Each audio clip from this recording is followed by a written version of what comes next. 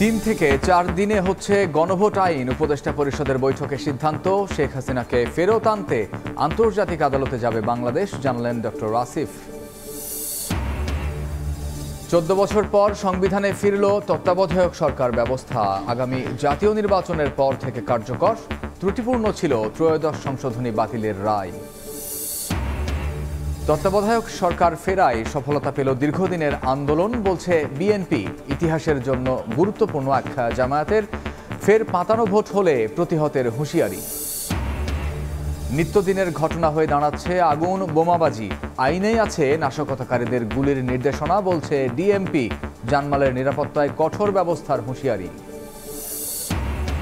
এবং নির্বাচনের আগেই ধান চাল সংগ্রহ শেষ করতে চায় সরকার। এবার 2 টাকা বাড়িয়ে ধান 34, চাল 3 টাকা বাড়িয়ে 50 টাকা নির্ধারণ। কেনা হবে 28 ফেব্রুয়ারি পর্যন্ত।